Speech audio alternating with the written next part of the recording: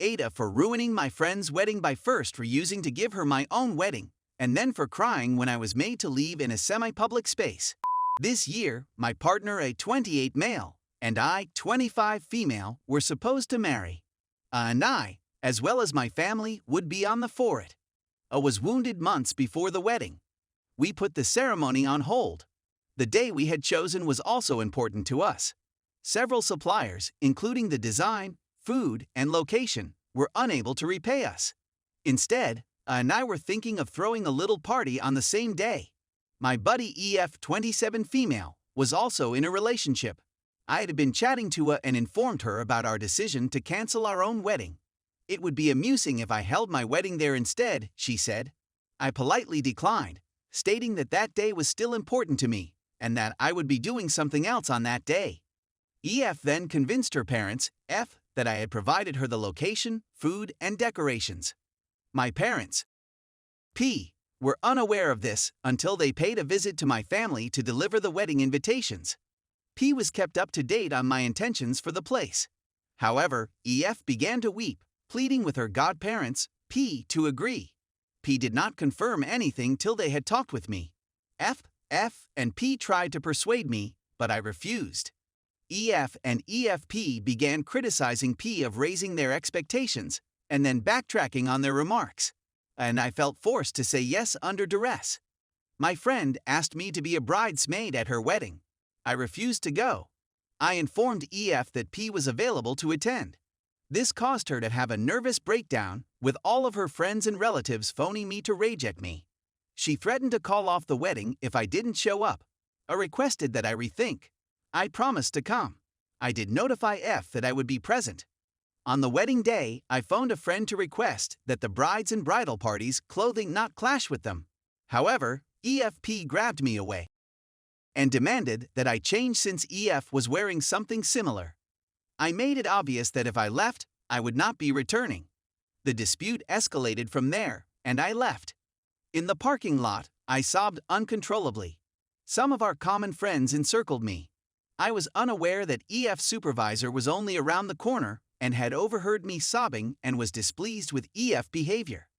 Other visitors were beginning to congregate close, but I was too distraught to see them.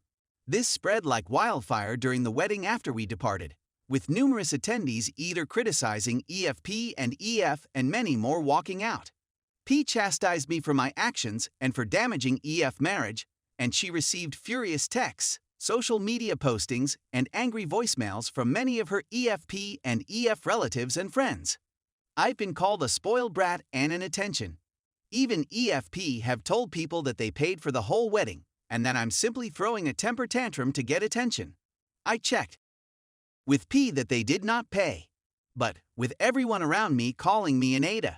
I know it's only been a few hours, but I have an update. I did manage to contact the vendor providing all three services, and it turns out that EF misled them into believing that the wedding would no longer take place due to a disagreement between my and A's families, so we had asked her to pre-plan her wedding to replace mine, and that we were going through a lot, so she would be the new point of contact from that point on. We also had a common family member intervene and talk to them, as though they hadn't heard from us yet.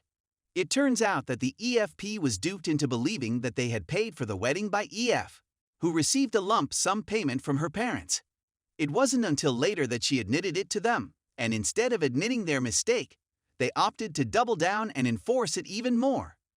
Finally, we wrote a lengthy communication to EF and EFP warning them of their behavior and informing them that we would be in contact with everyone we knew about it.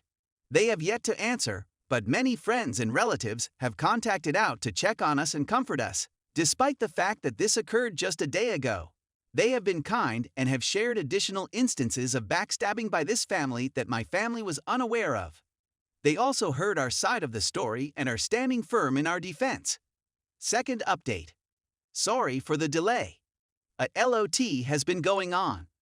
1. I wanted to clarify the vendor problem since people are really interested in it, and because screenshots of this post have already reached Loved, I'm not worried about people putting 2 and 2 together anymore. As a result, the vendors were essentially a single hotel with a large communal hall. We had made a substantial down payment. but a tiny fraction remained to be paid.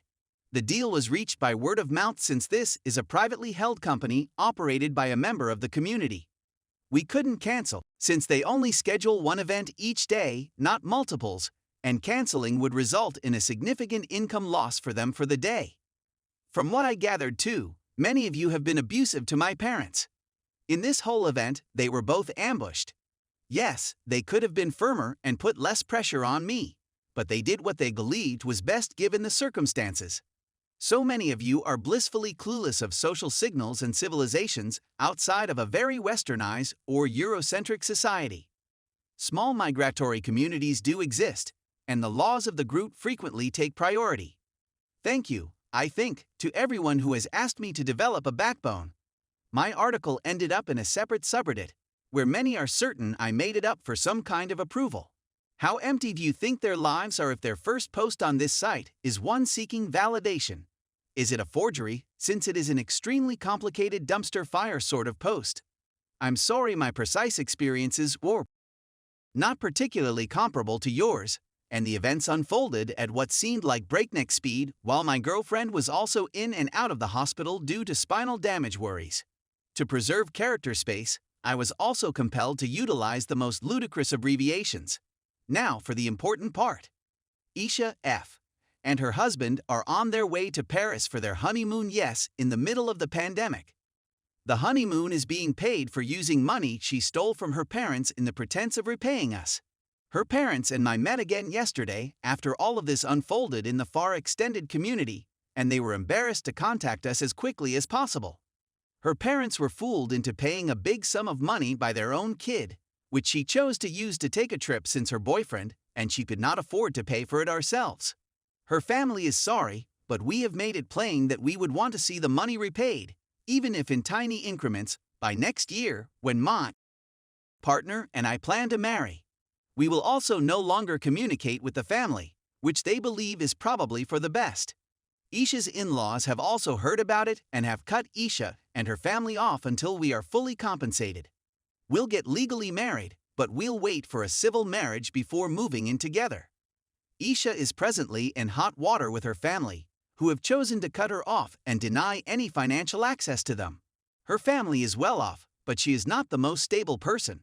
However, like in other South Asian societies, children tend to spend the most of their lives, if not all of their lives, with their family. Isha's mother has also apologized for her reaction to the dress change. Isha had told her to urge me to change because she didn't want me to take the spotlight away from her by having my, in her own words, hobbling fiancé, and I become the center of attention, with everyone flocking to empathize with us or congratulate us instead of focused on her. Damn, she could have waited till I had some of the great wedding cuisine. They have so much influence over us because our families have been friends for centuries. While our family was almost homeless, Isha's grandpa helped pay for my grandfather's apartment, and they also took my father in when circumstances were bad to guarantee he received the greatest care and his education and studies were not delayed. As is usual in South Asian cultures, loved ones frequently meet to provide financial assistance at big life milestones, and they did the same. They stepped in and helped pay for my mother's medical expenditures when I was born, owing to the sheer tragedy of my delivery and the medical catastrophe that afterwards.